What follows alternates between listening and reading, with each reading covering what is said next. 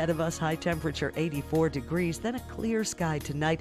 We'll go down to a comfortable 66. It's going to be more humid tomorrow with a mixture of clouds and sunshine. High temperature all the way up to 88. Right now it's 64 degrees. Your next news update in 30 minutes. Continuous coverage of the latest news, traffic, and weather at 560theanswer.com. I'm Elisa Z. Now more of Chicago's Morning Answer on AM 560, The Answer.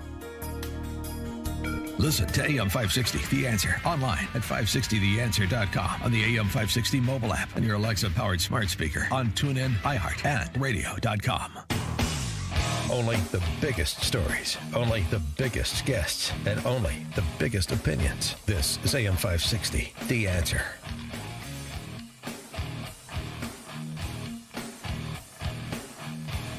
Top of the morning, Dan and Amy. Freddy Gray at Spectator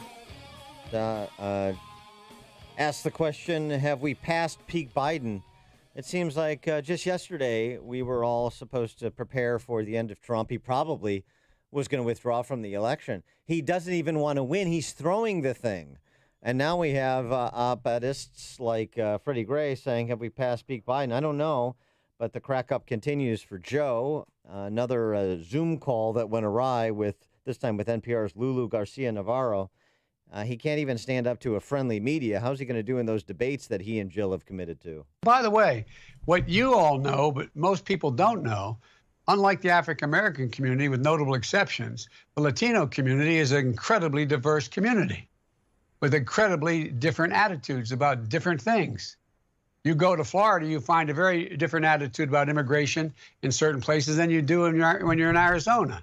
So it's a very different, a very diverse community. And Joe Biden later clarified his assertion that the Latino community is diverse and the African-American community is not, which is what he said. Right. Saying that, I want to clarify that in no way did I intend to suggest what I explicitly said. We can build a new administration that reflects the full diversity of our nation and the full diversity of Latino communities.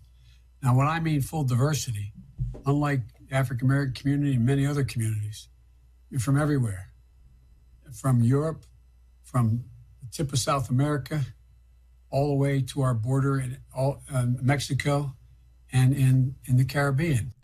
And it seems there's like an inverse relationship between how Biden is gaffing up and the overheated rhetoric coming from his surrogates.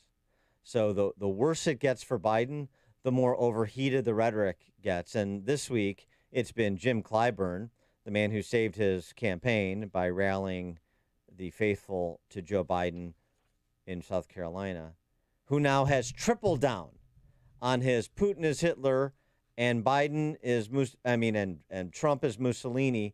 And, oh, by the way, got to add a kicker there, because as Joe Biden continues to go from you ain't black if you're not voting for Biden to the assertion that asking him to take a cognitive test is like asking a black reporter, he said to this black reporter, Errol Barnett, if he's on cocaine or to take a or if he's a junkie. To now this yesterday. So Clyburn had a kicker, and the kicker is Trump is intent on installing himself as president for life. I know it's an oldie, but it's still a goodie, and it tries to get the focus away from Biden. I wouldn't say it if I didn't believe it. The facts are very clear. He says he was on the phone, 7 or 8 times with Putin recently. Nobody knows what he's talking about. Is he getting instructions from Putin? Yeah. Sure. What's he talking about on the phone? And if you look at the way he is carrying out this presidency, you'll kind of see what I mean when I say Putin is Hitler and he's Mussolini. This guy really does not plan to go quietly if he is not reelected. And if he is reelected, I don't think he would plan to go quietly, because the Constitution dictates you can't serve for 2 terms. This guy intends to install himself under emergency powers or whatever he can use to be president for life. He has said that jokingly, but he means that. As one person said the other day, he doesn't tell jokes. He means everything he says. And we'd better be very, very careful in this country. So now it's Trump as Mussolini, and he intends to install himself as president for life. I think we've definitely reached peak Jim Clyburn, if we haven't reached peak Biden as well. More on this. We're pleased to be joined by the aforesaid Freddy Gray, deputy editor of The Spectator, editor for Spectator USA, host of the Americano podcast. Freddy, thanks for joining us. Appreciate it. Great to be with you. How concerned are you about Trump installing himself as president for life? I am not particularly concerned. I think it's a fantasy. And I think, interestingly, I think it's what psychologists call projection. And the Democrats seem to do this a lot. They accuse the other side of exactly what they're doing. And I think if you look at how do we think the Democrats are going to react if they lose the election narrowly to Trump, or let's say he wins the Electoral College but loses the popular vote? I think you're going to see a rejection of the result on quite a dangerous scale. And I think that's sort of what's going on here with the Democrats. Yeah, I think that there's going to be civil unrest in major cities throughout this country if Trump wins, don't you?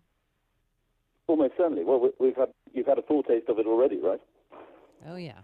Is that just a dress rehearsal for... Well, here's the thing.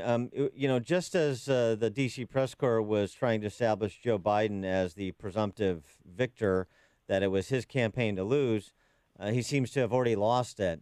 And I wonder if you think that it has to do with the rolling gaffes and questions about his mental acuity, or it has to do with his failure to stand up and be heard from during the violence that was occurring in American cities and really still is smoldering.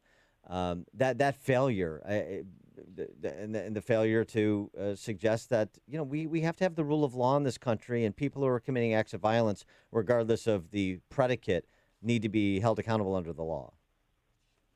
I think the failure to be against violent protest has served against him. But I also think Trump's failure initially to deal with the riots, or to even sound strong on the riots for a little bit, hurt him too. I think there was a sort of failure of leadership across the political class there. Mm-hmm. And with respect to Trump, how do you see him taking advantage or not taking advantage, as the case may be, with respect to what's going on the left? And I mean, yes, Biden's gaffes, which everybody focuses on, but there's more there. The unrest, that's part of it. Something else that's happening, too, and it happened again yesterday in the Tennessee Democrat primary. A African-American woman scored a huge upset to win the Democrat nomination for Senate in the race to replace Lamar Alexander in the Senate. This is somebody who I think raised something like $8,000, gave a victory speech from her front lawn that I think she wrote, but rolled up big votes in the western part of Tennessee, the more heavily black populated areas of Tennessee, scores this upset against the establishment-backed candidate. And this is after William Clay goes down, 20-year incumbent in Missouri in the primary earlier in the week. And then Elliot Engel in New York goes down to, again, a African-American activist type.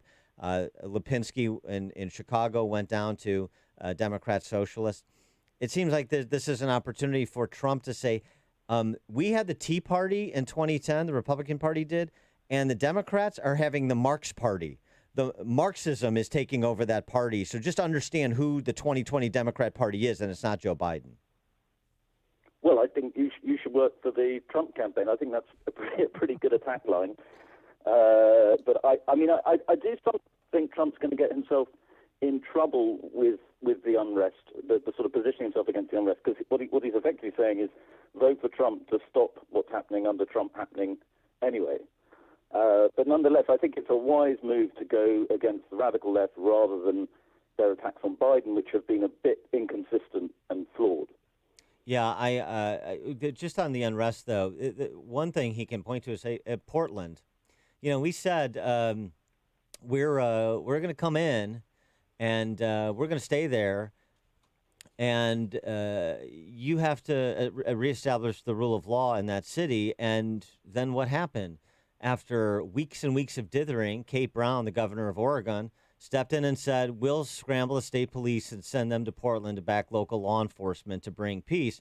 And that's sort of what's happened now after 2 months of uninterrupted violence on the streets of Portland. So, I mean, he does have a success to say, look, even the saber rattling and dispatching some federal law enforcement officers as backup to the local and state law enforcement, that worked in Portland when the governor abdicated, when the mayor of Portland abdicated.